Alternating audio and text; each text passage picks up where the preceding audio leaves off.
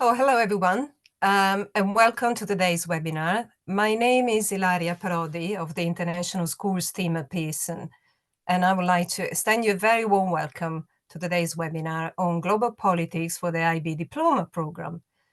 Before I introduce our speaker, I would like to draw your attention to the slide on the screen. Michael, if you could move to the next slide, that would be great, thank you. The next slide outlines some of the house rules for today's webinar. If you could just take a few moments to familiarize yourself with the rules, that'd be great. A couple of things to notice. If you need to communicate with us, if you're experiencing any technical issues, etc., and you need assistance, please use the chat box. We'll keep it monitored throughout the webinar and we'll aim to resolve any issues for you. If you would like to pose questions on today's webinar, please use the chat box. We'll obviously keep an eye on it. There'll be time for questions at the end of the webinar. Today's webinar is scheduled to last for about 40 to 50 minutes. It's being recorded. Recordings will be available in the next few days from our website. We will email you with a link to the recording where it's placed on our website so that you'll be able to watch it again should you wish to do so, or maybe share it with your colleagues. And now, without any further ado, I'm going to introduce our speaker for today's webinar. I'm delighted to introduce our speaker, Dr. Michael O'Shaughnessy. Dr. Michael O'Shaughnessy is the head of global studies at UWC-SEA in Dover, Singapore. Michael has a PhD in international relations from the Australian National University. He's an examiner for the Global Politics Paper 2. He has also been an examiner for the IA engagement activity. He has been involved extensively in helping develop the latest IB Global Politics curriculum. And now, without further ado, I'm handing the time over to Michael for the start of our webinar. Michael, over to you. Great, thanks, Ilaria. Thanks for that. Hopefully everybody can hear me. I've got everything worked out. I'm just going to start the timer so I don't waffle on too much. Greetings from Singapore. On behalf of my co-authors, Carolina Chavez Fregoso and Stephen Adagnost, I appreciate you taking the time out of your day to go through some of the major changes to the IB Global Politics revision or the guide, and then also some of the ways in which the book that the three of us have created can help with the teaching and learning of the new iteration of the IB Global Politics Guide. A little bit, so I'm going to move to the next thing. As Ilaria said, I am currently at Singapore. Just a little bit of a background, my journey to global politics actually took maybe a slightly different path than many of us, is that I actually came in through examining to begin with. So I was fortunate enough, I think probably 2014, to be one of what was then a very small group of paper 2 examiners. And that's where I really was introduced to global politics through that route. And then since then, obviously that group of examiners has become significantly larger. I was fortunate enough a few years back to have the opportunity to teach IB Global Politics. Most of my teaching career, which is nearly 22 years now, I've actually been an IB economics teacher.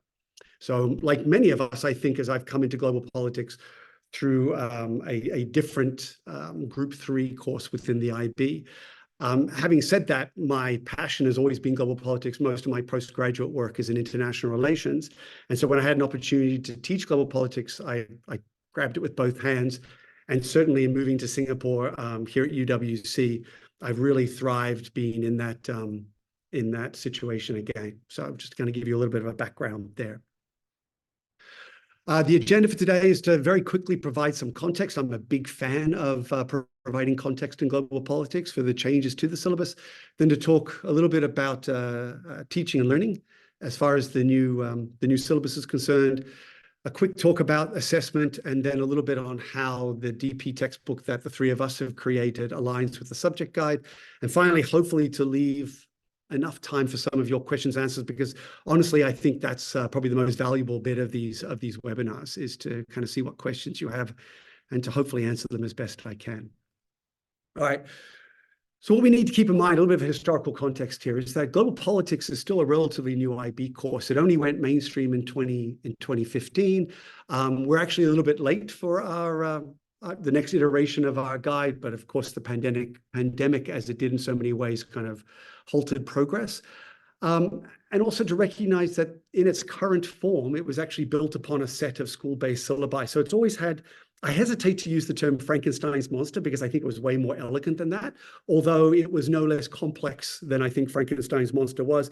And you can see this probably most clearly in the fact that there are 16 key concepts, which is quite a lot of key concepts for any single course. And what I'll talk about in a minute is the ways in which I think through the revision process, IB Global Politics will now have a much clearer identity as its own subject. And then the other thing to note is, as I alluded to just a moment ago, is that we've seen an exponential growth in both student numbers and also the number of schools that are offering global politics. And this really speaks to the fact, I think, that there was a gap in the group threes. And this is a course that is resonating with students and schools around the world. And is my hope, and this is where I kind of see it going, is that the course is only going to grow over the next 7 years of this course. So a little bit about the course revision. So as I said, I think one of the main things is that there's been a much more deliberate effort from the IB to create, to cultivate a stronger sense of identity as a distinct subject in its own right. And one of the things that the IB has kind of has clearly stated is that there are three elements that drove the revision process: this focus on flexibility, inquiry, and engagement. And I'll talk a little bit more about these. I'll return to these three kind of elements throughout the rest of my presentation now, but I'd like to make some initial observations. In terms of flexibility, we can see this in the design of the course, as well as in some of the materials that the IB has shared or will share shortly with students. And so it's this idea that there are multiple ways in which to approach the course. And I think even more than that, although the IB can't dictate how we teach the course, I think they would really love it if that teachers and students were involved in co-designing how the course is taught and learned within classrooms around the world. Inquiry, as we will see, is at the heart of the global politics course. And I think there's also this explicit emphasis on systems thinking. And we see this in some of the diagrams that are in the course that I'll show in slides in a moment. In terms of making those interconnections between different parts of the course, and in particular, as we'll see, between concepts, content, and content. That is also then reflected in the structure of many of the assessment components. And then engagement. And I don't think that this is anything new with global politics. I think global politics has always been about engaging students. And I think, in fact, many students come to global politics already kind of in a sense pre-engaged, right? They're really interested in learning more about the world around them and why it's certain ways and not other ways. And, you know, how do we conceptualize these different kind of key concepts within global politics. And so I think what the course actually does is it really leans into that engagement, and we can see it in so many different ways. So anyway, I go through some of that. I think the other thing I really want to kind of highlight, and this is something I also come back to in a later slide, is I think we're fortunate in global politics. Well, I see it as being fortunate, is that there's way more scope for educator and learner agency than exists in many of the other group 3 subjects. And I'm speaking as a former economics teacher. Is the IB Economics Guide, for those of you who are familiar with it, and I'd be interested to hear for those of you who are coming out of geography or out of history, very prescriptive in that these are the things that you need to hit. Whereas in global politics, I think we have much more scope to really kind of go down different paths. We all end up in the same place, but there's much more flexibility in how we go about teaching what we teach. So a little bit more in the systems thinking. For anyone who is taught or is teaching a Group 3 subject that has recently gone through a revision process, this image will look familiar. I know there was something very similar in the most recent economics guide, which I taught for a year before I moved to Singapore. And also, I think like the DT guide, they have something very similar, this kind of this diagram where we see the interrelationships between context, concepts, and content. And at the heart, we have this real focus on inquiry. And I would like to see this as, if I'm reading between the lines, as part of a broader realization on the part of the IB that the world's problems cannot be resolved through a singular approach. And in fact, what we need more of are multidisciplinary or transdisciplinary or interdisciplinary approaches in order to make more sense and in order to be able to come up with some possible solutions for many of the challenges that we currently face. And then this idea that inquiry is at the heart of everything we and our students should be doing in global politics. So the syllabus reframed. I'm not really going to go too much into this because I think we can glean a lot of these changes just by looking at the guide, and these diagrams and the ones that follow are all just taken from the IB guide. But what we can see are some subtle but significant shifts. In the first place, we've cut the 16 key concepts down to 4. It doesn't mean that the other 12 have disappeared. It's just that they've been incorporated into the thematic studies, as we'll see. And then one of the other kind of shifts is this movement away from 4 separate units into a core topics, and then these 3 thematic studies. And I think that shift from talking about Unit 1, which is generally being described as the foundational unit in the current guide, and shifting that to a core. And I think of foundational in a very much in a construction sense, that you lay a foundation before you build on top of it. And so the implication is you have to do the foundation first. And one of the reasons I think for shifting towards speaking about core topics is that you don't necessarily have to do them first. And it's not a case of you do them and then they're done. It's a case that the core topics are now integrated through the entire course, and we're constantly referring back to them and building upon them or drawing up from them as we move through the course. So no longer reflects again that diversity and approach to teaching and learning. I think we also see some small but significant changes to the engagement, the internal assessment, which I'll talk about in a moment. And then finally, the global political challenges. We've gone from 6 to 8 by adding in both technology and equality. And I'll talk a little bit more about the HL extensions in a moment as well. And then on the right, we see further evidence of this kind of systems thinking approach in the way that the IB would ideally like us to teach the course, is that you have everything interweaving and overlapping and working together rather than these distinctly separate kind of components. So what this leads to is multiple approaches to teaching and learning. And if you look at the teacher support material that the IB has provided, they outline 3 possible options. This is not exhaustive. There are I've seen 5 or 6 different ways of teaching global politics, and I think we can really mix and match. The bottom line, and I'll say this at the end, but I think it's worth saying now and then repeating at the end, is there's no right or wrong way to structure a global politics class. And we all have to be cognizant and aware of our unique and particular situations in terms of, the role or the place of global politics within our schools, the composition of our teams. Are you teaching it by yourself? Are you teaching with other teachers? Where are they coming from?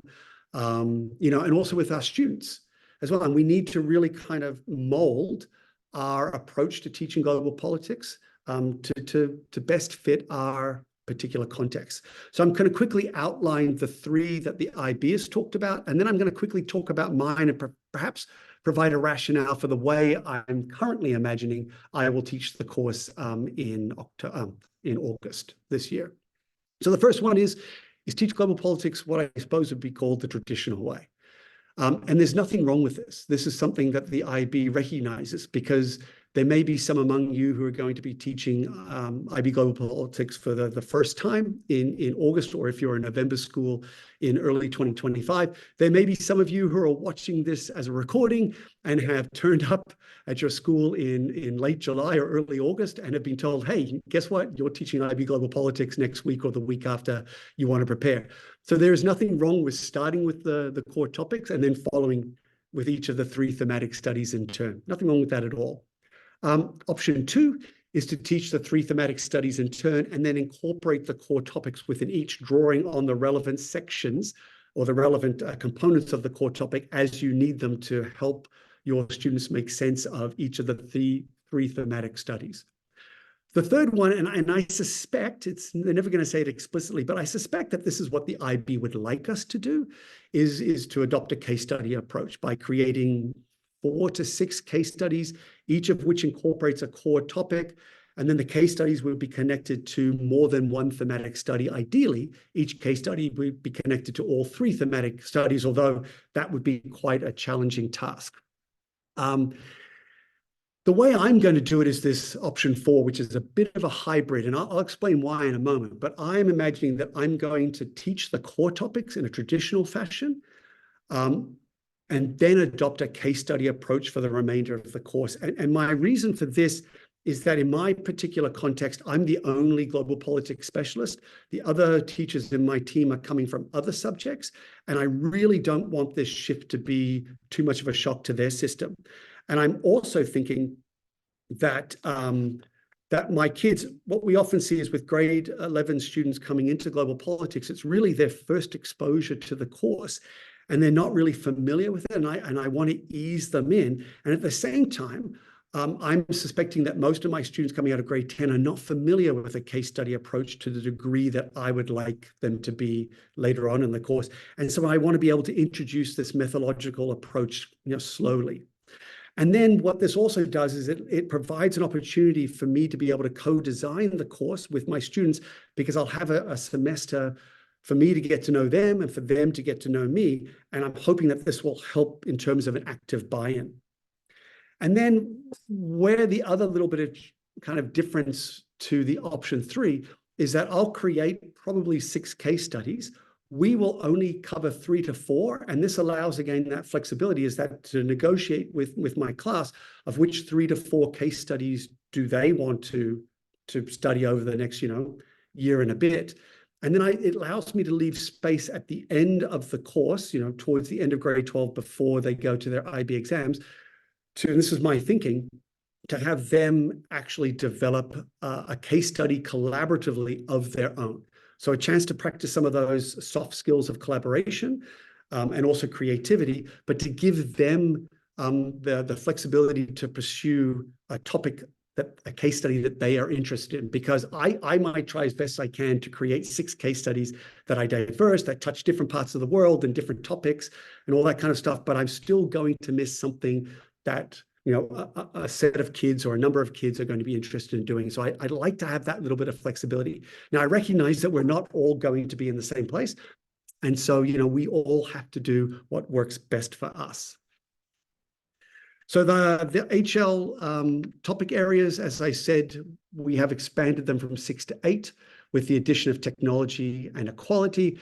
And then again, with this diagram taken from the IB guide, we see further evidence of that systems thinking, all right, of the really emphasizing the interconnections between the global political challenges rather than dealing with them each separately. And this is something that then gets reflected in the new paper 3 that I'll talk about in a moment. So assessment, as I said. Again, I'm not really going to go through this too much, because I think a lot of this we can glean from the guide and the teacher support material. But a couple of quick comments. As I think we probably all realize now, paper 1 is the least changed from the old to the new syllabus. It's still a source-based paper. It's still 4 questions. The questions really haven't changed in terms of their nature, although there is a change with question 3 and question 4 in terms of the marks available. So question 3 is dropping from 8 marks to 6 marks, and so students are required to do less with that. And then question 4 is expanding from 10 to 12.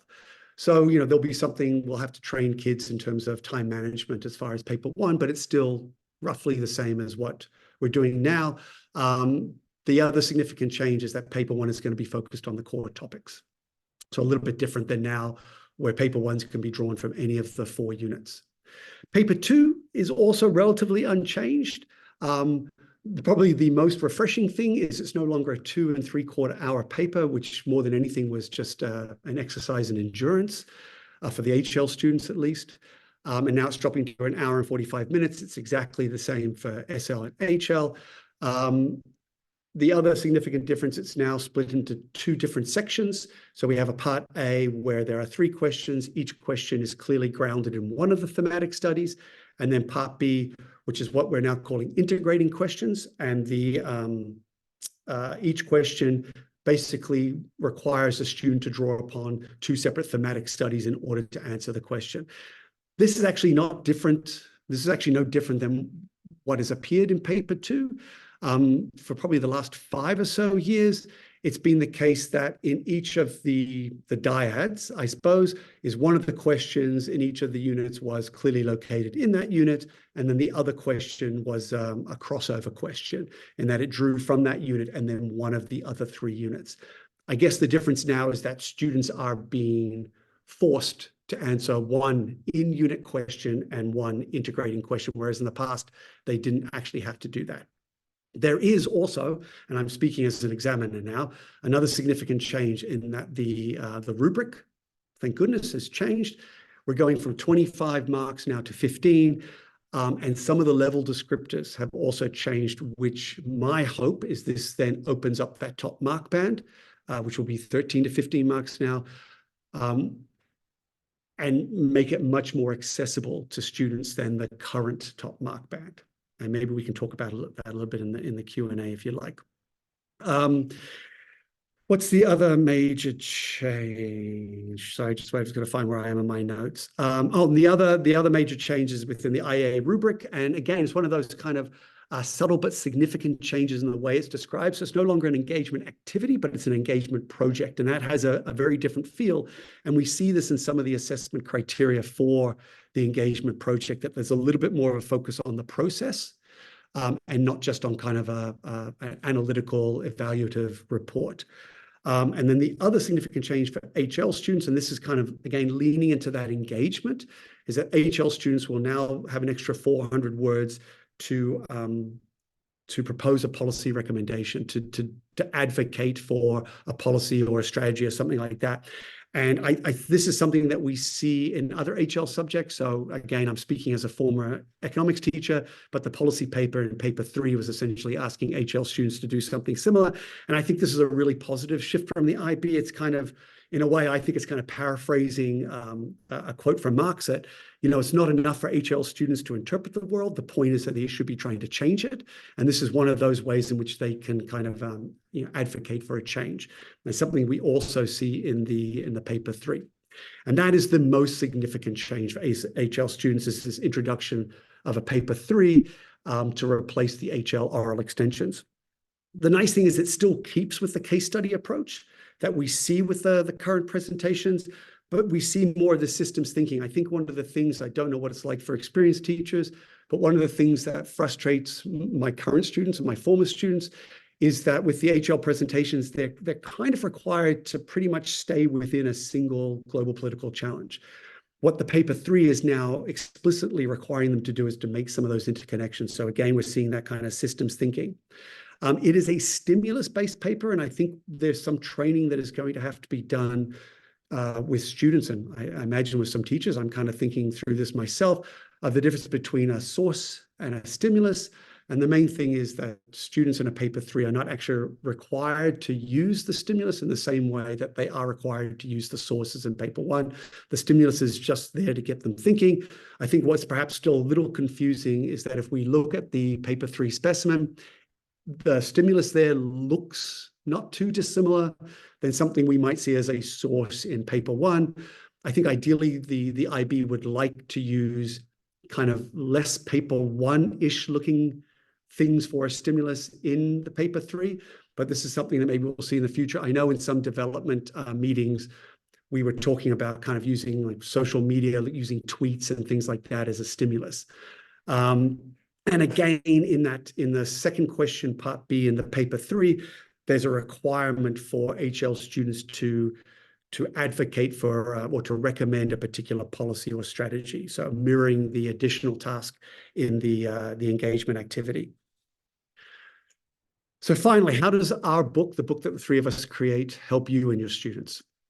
And I think there's a number of things here. In the first place, and this is how we get the tick of approval from the IB, is the content of the book is matched to and clearly aligns with the IB guide for the first examinations in 2026, and the chapters follow the structure of the guide. The book has been designed that students and yourselves can explore topics at their own pace and according to their own interests. So we don't need to read the book in a strict linear order. Earlier chapters do not need to be read in order to understand later chapters, although what we have done, and we're kind of mirroring that systems approach, is that throughout the chapters, there are connections made to other parts of the book. So you can see where things kind of fit together. In addition to the chapters on the core topic and the thematic studies, we have a separate chapter that covers each of the assessment components, both in terms of what students are expected to do, as well as providing some guidance, some rather specific guidance that students might take on board as they approach their assessments. On top of that, there are separate chapters for the HL extension topics. So we cover each of those in an entirely separate chapter. There is a separate chapter for linking TOK to global politics. And then finally, there is also a separate chapter for writing an extended essay in global politics and providing some guidance if students decide to do that. So we're really trying to get, all the little bits of the IBDP into the book. There is also an extensive glossary because, I know my students are going to be coming into global politics and not really going to have a familiarity with much of the terminology and jargon that we use in global politics. And so we've really worked hard, the 3 of us, to create kind of a set of concise and precise definitions so that students can refer to that quite easily. We've done our best to model the sort of critical thinking and synthesis that the IB expects from students. In terms of kind of, we don't really have all the answers, but and we're trying to model different ways of approaching different topics and different contexts and different concepts throughout the book. And we've worked hard to ensure that the textbook is as accessible to as many students as possible while still retaining the rigor that the IB generally demands of its students. There are heaps of features, and this is one of the ways in which we've tried to make it accessible. The heaps of features throughout the books in terms of not only do we have those separate chapters, but throughout the book we have TOK boxes where we're making links to TOK like on the actual page. We also do the same thing with HL themes. So rather than just dealing with the HL themes, the GPCs in a separate chapter, we're making those links throughout the book. So again, this kind of systems thinking mirrored throughout the book. There are, key facts and concept questions. I've had to write a list for all these. Concept questions, hints for success. So we're kind of talking about, when we introduce some content, we're talking about, well, how you might use this in a paper 1 or a paper 2 or a paper 3. Some interesting facts. We have cases and real world examples. Sorry, my cleaners are just about to come in. And then also a series of activities where students can kind of practice what they've learned.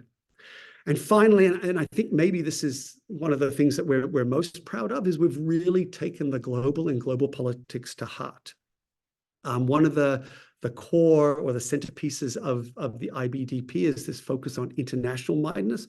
And we would like to think that by injecting as much diversity as we could in terms of focus, approach, and examples, that we're encouraging kind of global mindedness. And with that, I'm going to end and open up for questions and answers. I'm really looking forward to hearing what you all have to say. So thank you. Yes, Michael, we got a question from Katharina, and the question is, how do questions in section A, paper 2, different from section B? The unit specific / integrating questions do not work now. as most questions are basically integrating. Can you give an example of both? Yeah, I could. I wish I had the specimen paper that I think the IB has already released. But it's a case of, so for instance, if we were doing one grounded within the unit. So I think one of the ones for the human rights at the moment is it talks about how contested notions of rights affect the implementation or the practice of human rights in global politics.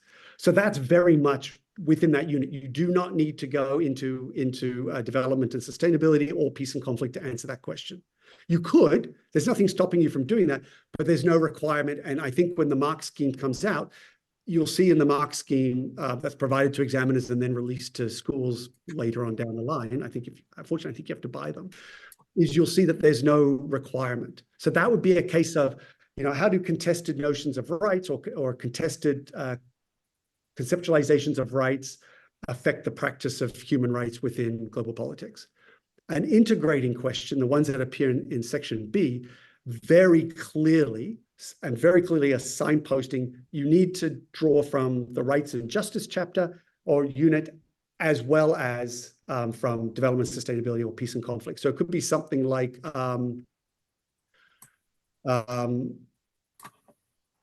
universal human rights are necessary for positive peace to be achieved. So you've clearly got a bit that's been taken out of peace and conflict and a bit that's been taken out of the rights and justice, and you need to deal with both of those if you're going to score highly. Yeah, I'm sorry. I really do wish I had the specimen paper too in front of me, but that's where I would also direct you. But thank you for your question. Thank you, Michael. And I have a question from Karen. I'm a new teacher in the IB, currently going through my first IB MYP certification. I have no master's right now. How would you suggest me to move towards ADP global politics? How much of a scope do I have there as a new teacher? I know it's a long way to think about moving to IBDP, but does global politics have scope? My school currently does not offer global politics. Yeah, I've never taught in an MYP school, and so I can't really speak to that. I do think MYP, I mean, this is because it's all part of, you're bought into the entire system. I do think MYP students are slightly better positioned to go into the DP. They're much more prepared in terms of what the DP is going to ask them to do. I'd be kind of curious as to what group 3 subjects your school currently offers students. As I think I said, and I'm biased, I'm obviously biased, is I think the beauty of global politics is that it is far less prescriptive. And I think one of the nice things about the guide now is they've provided more detail to the prescribed content, but it is still relatively prescription light, right? There are things you have to cover, but there's so much scope within them as to how you approach them so that you can actually kind of mold it for your context and for your students' needs that I don't think exist in a lot of the other group 3 subjects. So it tends to attract students who are after that kind of flexibility. So I'm not 100% sure if I'd answer your question. Of course, the simple answer in terms of preparing as a new teacher to global politics is to buy this book. But I think also the IB, there's a lot of professional development opportunities and category 1, especially for new teachers, where they really go through the nuts and bolts, and they are super helpful. I've done them for other subjects, and I would strongly recommend those as well. Thank you, Michael. I have a question from Joseph. Could you explain more of an AI and EE in global politics? Yeah, so the internal assessment, so AI in my mind gives me something else, right? I'm trying to think of ChatGPT, which could be one of the interesting things that students could do for their global political challenge now that we've brought technology in. It is one of the HL extension topics. So the IA, the idea is that you have to do an engagement project. So you're planning out a project in which you are going into, it's basically like kind of a localized case study on a political issue. So the way the IB defines a political issue is it's typically about the distribution of and practices associated with power within a social organization. So it's really broad. So there's a lot of things that qualify as a political issue. And it's usually not hard for students to find the political issue in something they're interested in. But typically, it's something that they're going to be, that they're interested in. And this is the thing that the IA and the EE share in common, is I'm always trying to get students, you tell me what you're interested in, and we'll work out the rest of it from there. And that's another beautiful thing about global politics. It's such a broad subject. It's actually very interdisciplinary. And so you can really bring in all these different bits into both a GLOPO IA and an EE. But the main difference between the two is that an IA requires an active engagement. So you actually have to do something firsthand. So basically primary data. There are a whole range. You can see them in the guide. There are a whole range of different kinds of things that students can do as an engagement. It's not exhaustive by any means, but there's a good number of things there. But basically, they have to do something firsthand. With the EE, while ideally students should be collecting some primary data, it's not explicitly required.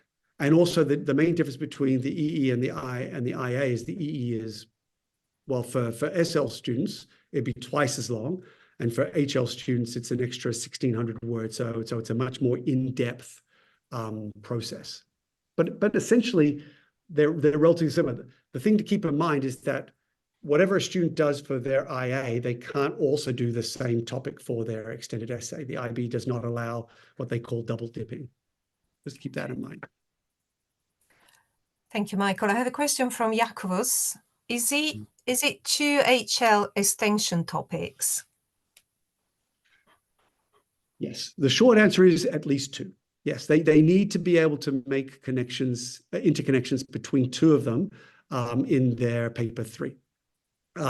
So it's kind of not too dissimilar than what they are currently doing. So if you're teaching it currently, and I don't know if that's the case with you, is they have to do 2 separate ones, but they're not actually required to do interconnections between the 2. Now with the paper 3 is they're actually required to make interconnections. This doesn't mean that they only have to do 2. They could potentially do more than 2, although you have to keep it manageable so that there is a degree of depth to their understanding of the topic that they can actually apply it effectively in the paper 3. I mean, I will be fully transparent here. I'm in the same boat as a lot of you as far as what exactly the paper 3 is going to look like and how it's going to be assessed. We've got the specimen paper, so that gives us something. But until we start to see what students actually do, it's going to be interesting to see how it gets assessed. And I know there are a lot of subject-specific kind of seminars going on right now that are preparing teachers for the new syllabus. I know that we all can't go to them. I'm not going to be able to attend one myself, but hopefully some of that information kind of filters through, whatever kind of networks we have, and we start to get a clearer sense. But really, it's going to be interesting that first May session to see how the paper 3 pans out. Thank you. I have more questions. One that says, you mentioned that there are HL links throughout the text. How can teachers use these to support students in the lesson? Yeah, I mean, we're talking about HL students here for the most part, but it's a case of, like, ideally, and again, this is going to depend on how your classes, how your timetable is structured. So for me, I see SL students twice a week and I see HL students 3 times a week. And hopefully, we'll see how it works next year. I'm not in charge of timetabling, is that the classes are separate. This year, I have integrated mixed SL, HL classes, and that's a little bit more of a challenge. Because so much of the content is common between them, right? There's no real difference between HL and SL content. It's just that HL students are required to do more in-depth case study research on particular topics. So the way we're thinking about using those HL topics is just reminding students that they should constantly be making connections to HL themes. And the idea is that, relatively early on in the process, for an HL class, you've introduced the eight, I have to get used to that, the 8 global political challenges, and you're having them start to think about that this is not something which is done at one part of the course, and that's where the HL extension occurs. As much as possible, and again, it's all this kind of systems thinking and the more flexible approach to teaching and learning that the IB is trying to encourage here, is that the HL topics and the HL kind of case study, building up the case studies, should be woven through the course.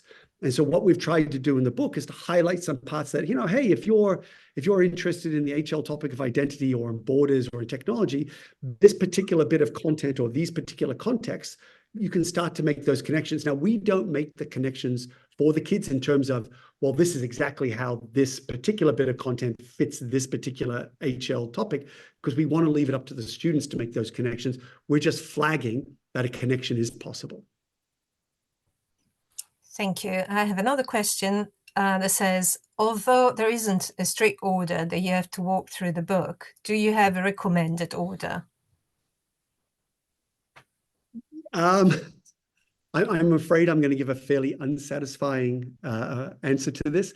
I think it depends on your particular makeup of students, and it depends on how comfortable you're feeling with the course. You don't have to do the order. I know right now you see the way it's right now is like Unit 1, Unit 2, Unit 3, Unit 4, and I think we're trained as human beings to go what's that, cardinal, ordinal, to go 1, 2, 3, 4.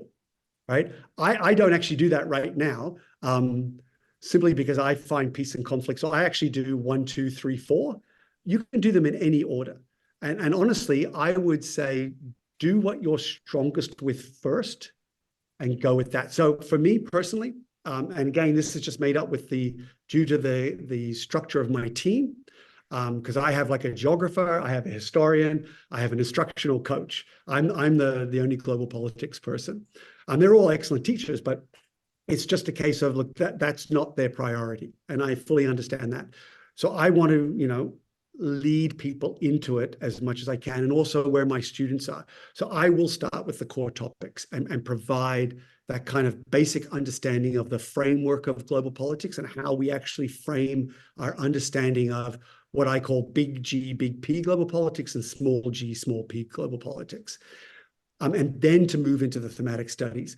Now, my passion is rights and justice. So that's what I will probably start with in terms of, well, actually, no, I'm going to go a case study approach, but I will probably, hoping that my class picks one of the case studies that deals with rights and justice, and I will pick that one to start off with. But it may also be that external events help pick that first case study for me as well, in terms of what's actually happening in the outside world. And is, in this case study I've developed, has there been kind of a recent development that students are already kind of keyed into? And so that then drives, right? So as much as possible, and I'm a little bit more familiar with the course, is trying to co-design it with my students. And that might vary from class to class. Right? Just because I've chosen, like I said, 4 to 6 case studies, it doesn't mean that each class is going to pick the same 3 to 4 case studies that they're interested in. And so there is a degree of flexibility, which is both daunting, and I admit, can be a little bit anxiety inducing, but it's also, I find it as a teacher, very exciting, right? One of the things I love about global politics is I rarely teach the same thing year in, year out. Some of the essentials, of course, stay the same, some of the concepts and some of the basic ideas and terminology, but quite often the things I use to teach global politics will change from year to year because the world changes. Exactly.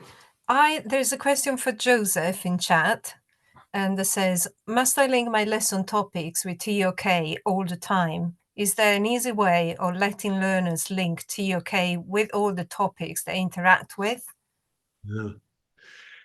Yeah, I mean, the TOK chapter that we have in the book will help highlight some of the ways in which global politics can be linked to TOK, and I haven't taught TOK. I used to be a TOK teacher in a previous life. I haven't taught the new guide, so I'm a bit hesitant to say anything so definitive. But I know that there is an option, I think, within TOK now, in terms of that's politics and knowledge. And so that's the obvious link. What I would always do is, unless you are a TOK teacher, I'm not, is I would always be flipping it back to the kids. They're the ones who are taking TOK, is get them to articulate some of the connections that they can make, rather than you making all the connections. We do in our textbook, we not only have the TOK chapter, but we also regularly through each of the separate chapters where we're making connections to TOK as well, and just getting them to think. But most of our connections to TOK are in questions that encourage the student to make the connections for themselves. There is another question from Yakovos, who's asking whether we can still use Kirsch's book for enrichment. Yeah, I have Max's book, and you know, Max, I have a lot of respect for Max because he was right at the heart of this right stuff. He was the first chief examiner for global politics, and a lot of getting global politics off the ground is due to Max. So, you know, with that in mind, Max is he was a cultural or social anthropologist, I think, and you can really get a sense of that through reading the original Oxford book. There are certainly some parts of that are valuable, but I dip into it rarely, and I do use it sometimes if I've got a student who's gone down a particular, particularly in terms of like marginalized communities and things like that. And I think that was Max's strength. So like yes and no, but it's like any textbook for me now. Like I have a whole series of textbooks that I've kind of collected over the years, and it's you dip into them as you need to, or you kind of direct students to them as you need to. I wouldn't necessarily rely on it to structure an IB Global Politics course anymore. I think the course itself has moved on from that text. Thank you, Michael. There's a question from Lauren, and the question is, I see that there is still no double dipping allowed in the CAS EE engagement activities for project need to be separate.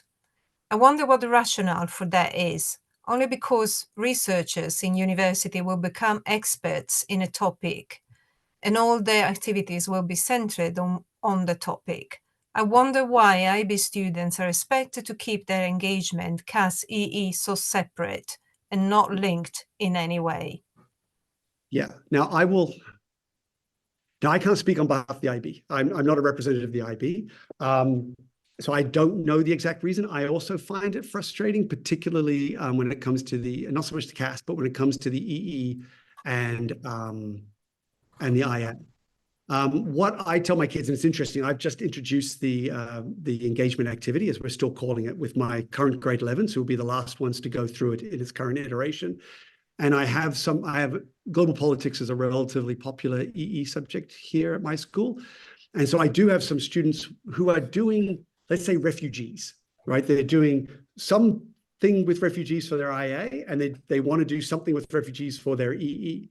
Now, for me, that's not double dipping, because that is a huge topic. I think where the IB identifies as double dipping is if you are basically plagiarizing yourself. If you're using the exact same case study or using the exact same material for both. But even there, I think if you're using the same methodological approach, I mean, it's where do we actually draw that line that it becomes double dipping?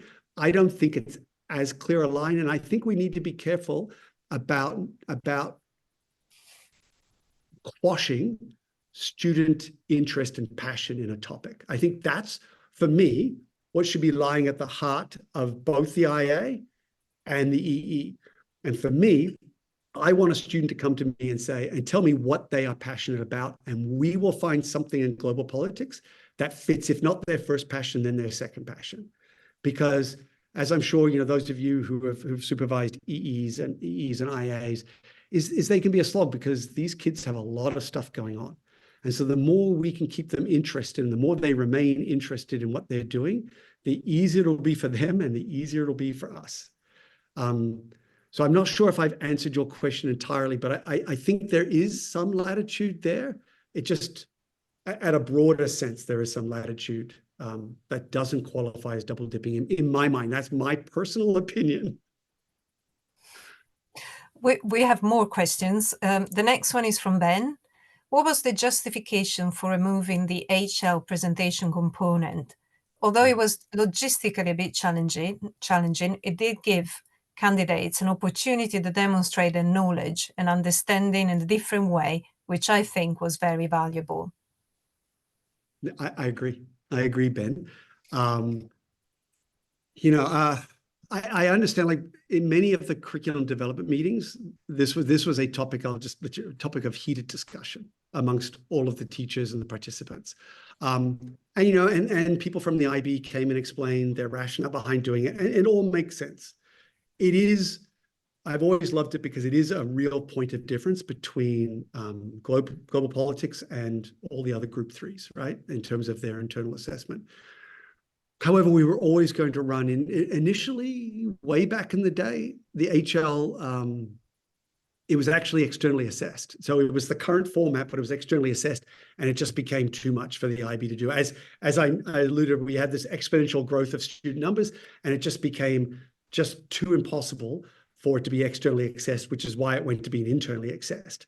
But now we were stuck, unlike most subjects, we were stuck with 40% of an HL student's grades being internally assessed. We had 2 IAs, which is not consistent with their a student's experiences in other IB subjects, and so there was a discrepancy there.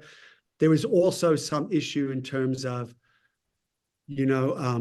some of the ways in which an oral presentation, a video and oral presentation might be assessed that is not actually in the rubric. So in terms of presentation, and the whole thing of, what counts as reading off a script and not reading off a script and things like that. So there was a little too much variability, I think. Like I don't have anything to do with examining the HLR extension, so I don't know for sure. But I think there was just a little bit too much variability and a little too much maybe students being assessed on their presentation skills, which is not actually what they're supposed to be getting assessed on. And so I think there were some issues there. So yeah, I'm as a teacher, I'm sorry to see the oral presentations go. I do like some of the changes. In particular, I like now the requirement of students to make those interconnections between the HL presentations. I like the fact between the HL topics. I like the fact that we've added in those extra 2. In essence, and this is what I would actually suggest, is there's nothing stopping us as teachers from continuing to do HL presentations in class. They just won't be externally assessed. So I certainly think that this is something that I'll end up doing, is around those, around the HL extensions, is even though everyone's going to be showing their evidence of their learning in an IB sense in a paper 3, it doesn't mean that we still can't have students develop those skills within a class. And then also that becomes a really lovely way for students to kind of share their research with other students, because as much as I try with my students is, yes, you are all going to sit in that exam hall by yourself, and yes, you will end up getting an IB score, which is yours, but we're kind of all in this together. And the more we can collaborate and the more we can build knowledge together, the easier it's going to be for all of us individually. So it's really kind of getting them to work together. So I still think there is a place within the global politics classroom for those kinds of oral presentations, even if they're not being internally assessed in the way they are now. There's a question from Jacob, who's joining us today from the Philippines. And Jacob is asking, will the levels of analysis still be useful in the new curriculum, or is it obsolete? No, I think they will still be valuable. They will still be valuable. I am struggling now to think whether they will be explicitly referenced, but clearly, like the engagement project is still very much based in the local level. I still think if we look at the current subject-specific material for the extended essay in global politics, and I've just been looking at it recently because of my current grade 11s, is one of the options in the extended essay is also making connections between local level phenomenon or how things play out at a local level and a national or regional or even an international level. And that might be a point of comparison or contrast in terms of analysis and evaluation in an extended essay. So there's still definitely place there. I'm not sure it's going to be quite as explicit as it was in the old guide. But that's a really interesting question, and I certainly don't want to pretend that that I have all the answers. So, and I'm still kind of coming to terms with myself. So that's something that I would actually have to kind of look at a little bit more. So, an excellent question. Thank you, Jacob.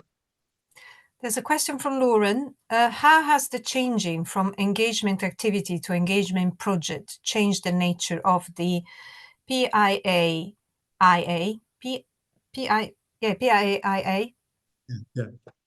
Yeah, I think, again, if you look at also the criteria have changed, the assessment criteria have changed, that there is a little bit more of an explicit emphasis on skills, on actually planning out a project. So it's that idea, I guess it's one of those things, and we're seeing it in some of the other subjects too, and I think in some of the messaging we're getting from the IB is kind of, one of those 21st century skills is project management, and how do you plan something out and then bring it to fruition. And so one of the criterion in the PEA now, the activity, the project is the planning process. And can you see evidence in the final report of how this project was planned and then implemented and carried out?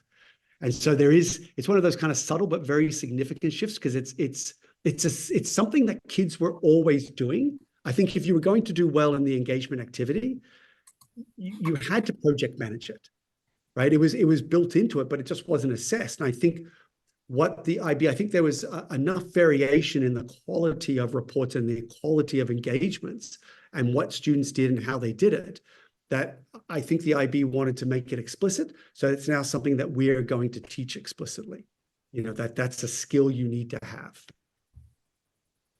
Another question from Joseph. Why has the word count for HLSL changed for the engagement? Yeah, it's part of that, one of the element of engagement. So what HL students are being required to do, and this is not, I can't speak for other Group 3 subjects, but this is not specific to global politics. I've seen it in economics where HL students, it's not enough for them just to understand and analyze kind of phenomenon or events. They actually have to start to propose possible policy solutions or ways of resolving a problem or something like that. They actually have to make recommendations. So it's kind of a higher order thinking that the IB is starting to expect HL students, at least in the Group 3, to be able to do. So I think this is a positive change. So that's why the extra 400 words has been added for HL students, because HL students are expected to do more than SL students. Are expected to have maybe a deeper understanding and to have thought a little bit more about, okay, well, I've done all this analysis, I've done this evaluation, okay, what now?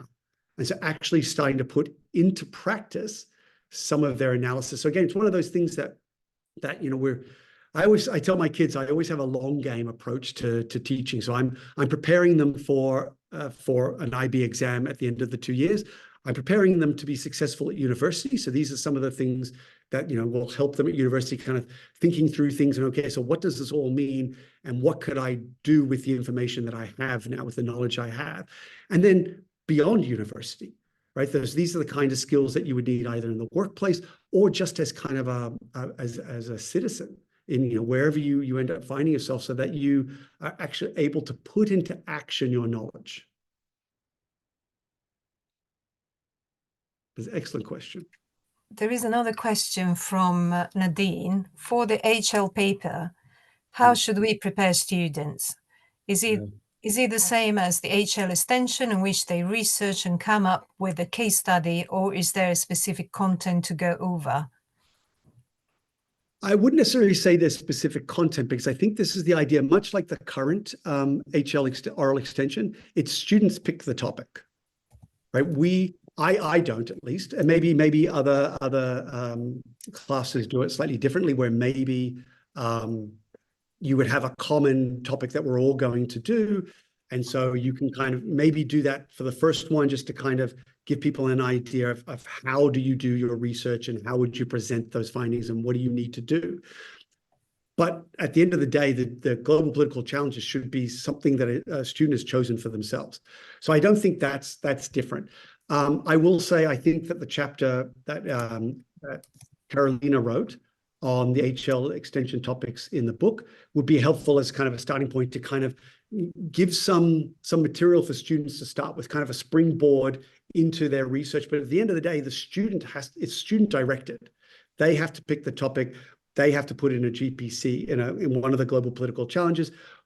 The major difference between the current system and the paper 3 is that explicit requirement for students to make those interconnections. So that's going to be the thing. I think it's going to be slightly different about the teaching process, is really constantly encouraging students to make those interconnections between, okay, well, this is happening in the GPC of security. Well, how might that be related to borders or to identity or to technology? And to be able to see how there's that interplay between different GPCs and different case studies. So it would probably be, and again, I'm kind of going out here on a bit of a limb because I'm still working through this myself. So I'm just kind of talking out loud, is I would think students would pick a topic, start to develop a case study, and then within that case study, they're identifying different global political challenges that fit. And they can maybe, there'll be like 3 or 4. It's very unlikely that there'll only be 2. More likely than not, you're going to have multiple, but it's about figuring out where the strongest interconnections are, or where the most meaningful interconnections are to the individual students. So a lot of this, and I recognize that's quite daunting because it can be quite a fluid approach. And again, this is one of the reasons why, like, I probably wouldn't start introducing the GPCs, the case studies, too early in the course. I'd introduce them just so that they knew what they all were. But in terms of actually starting to develop those case studies, that's probably going to come a little bit later, once they've started to have a better feel for how global politics works, but then also starting to feel more comfortable with making those interconnections. Because I think a lot of students, at least my experience, come out of grade 10, and I don't know if anybody else, we do the IGCSEs, and I find that a lot of that is very content driven. And so students just come in saying, okay, tell me what I need to know. Tell me what I need to know. And they have a little bit of a period of discomfort with me because I'm like, you have to make those connections, right? I can't tell you what you need to know because you need to start to figure that out for yourself and start to figure out, well, how are all these things linked together? So I'm not really sure that's, again, I'm sorry, I'm not providing entirely satisfactory answers because I'm still trying to figure out some of this myself, to be honest. I'm just going to cough. Excuse me.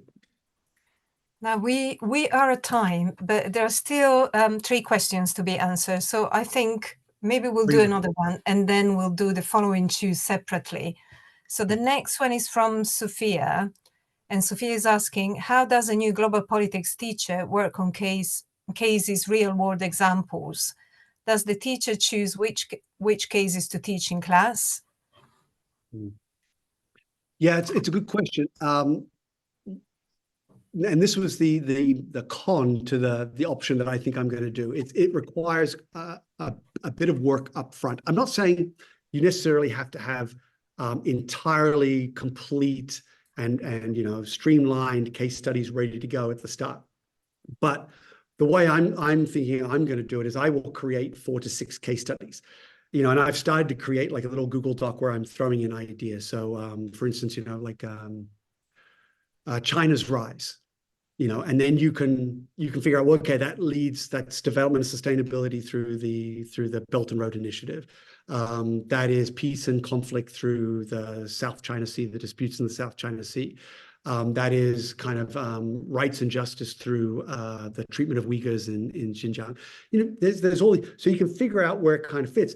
But then it's a lot of it is going to be legwork of scaffolding that case study, right? Because maybe if you've got students coming out of an MYP, they may have had a different experience, but I know that my students coming into grade 11 next year will not have had much exposure to a case study methodology. So in my first term, I would be kind of introducing and modeling first of all, cases, the difference between an example, a case, and a case study, which is something you can find in the guide and is also in our textbook. But linking all of those, showing the difference between them and kind of building to a case study. And then what I would do is have 4 to 6 kind of ready to go, but with the flexibility within them that, as developments happen or as students kind of say, well, what about this? To give them that freedom to kind of go down different paths as well. So it's a difficult question. I will admit it will be, for me, it will be a lot of work up front, but I think it will pay off in the end. Thank you, Michael. And I think we need to conclude the webinar now, but Tina and Lauren and Sharon, I can see your questions in chat. So what we will do, I'll make note of your questions and then we'll go back to you separately. Perhaps we'll email back the answers. That's okay with Michael. So thank you very much. Pardon? Love everybody's questions. Thank you very much for those. Thank you very much for all your questions. That was great. And we hope you've enjoyed the webinar today. Just a couple of things before we are all on our way. We really will appreciate your help with filling in the post-webinar survey. Just let Michael know the amazing work he's done today. And also just a little reminder, the recording from the webinar will be available on our website in the next few days, but we will be in touch with a link to where it's located on our website so that you can go back and watch it again or share it with your colleagues. So thanks again to all of you for attending today. Have a good end of the day and good end to this week. And yeah, thanks again. Bye. Bye.